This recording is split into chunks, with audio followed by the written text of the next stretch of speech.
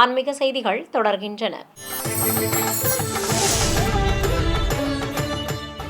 தமிழகத்தின் பல்வேறு பகுதிகளில் இருக்கும் ஆலயங்களில் திருப்பணிகள் நிறைவு பெற்றதை அடுத்து கும்பாபிஷேகம் நடத்தப்பட்டது.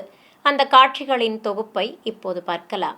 சென்னை கோயம்பேடு அருகே இருக்கும் வைகுண்டவாசப் பெருமாள் கோவில் குடமுழுக்கை முன்னிட்டு ஆலய வளாகத்தில் கன்றுடன் கூடிய பசுவை நிறுத்தி முதலில் கோபூஜை நடத்தப்பட்டது.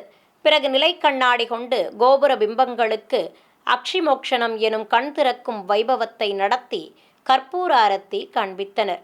இதைத் தொடர்ந்து கோபுரங்களுக்கு அபிஷேக ஆராதனையும் நடைபெற்றது. பின்னர் ஆலய வளாகத்தில் ஸ்ரீதேவி பூதேவி, ஸ்ரீ கனகவல்லி ஆண்டாள் நாச்சியார் சமேதராக உற்சவர் பெருமாளை தனி மேடையிலும், ஸ்ரீ விஸ்வக்சேனர், ஸ்ரீ ராமானுஜர் ஆகியோரை தனி மேடையிலும் நிறுத்தி அருகே ஸ்ரீ சீதாராம லட்சுமணர்களையும் எழுந்தருளச் செய்து பலவித சஸ்திரங்கள் கொண்டு ஷோடசோபச்சாரம் நடத்தப்பட்டது.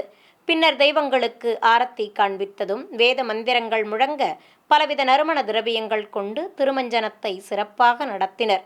தொடர்ந்து மஞ்சள் சந்தனம் குழைத்து வைத்ததும் பூஜிக்கப்பட்ட பிரதான கலசத்தை சுமந்து கொண்டு கோயிலை சுற்றி வலம் வந்து உற்சவ மூர்த்திகளுக்கு தூபதீபம் காட்டி நைவேத்தியம் சமர்ப்பித்ததும் சகசிரதாரை வழியாக புனித நீரையும் ஊற்றி திருமஞ்சனத்தை நிறைவு செய்தனர்.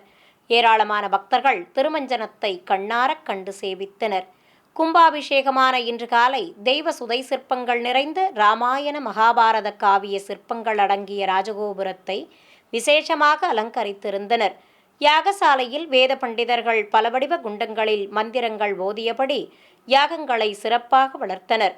யாகசாலை வளாகத்தில் ஸ்ரீதேவி பூதேவி தாயார்கள் சமேதராக உற்சவர் பெருமாள் எழுந்தருளி காட்சி தர பக்தர்கள் மூலிகை பொருட்களை மங்கள வாத்தியங்களோடு கோயிலை சுற்றி எடுத்து வந்து சேர்ப்பித்தனர். அவற்றை வேத பண்டிதர்கள் குண்டங்களில் இட்டு மகா பூர்ணாகுதி சமர்ப்பித்தனர். உபயதாரர்கள் சங்கல்பம் செய்து கொண்டதும் கடம் புறப்பாடு துவங்கியது. நாதஸ்வரம் எழுத்தாளங்கள் முன்னே செல்ல பூஜிக்கப்பட்ட கலசங்களை சுமந்து கொண்டு கோபுர உச்சியை அடைந்தனர்.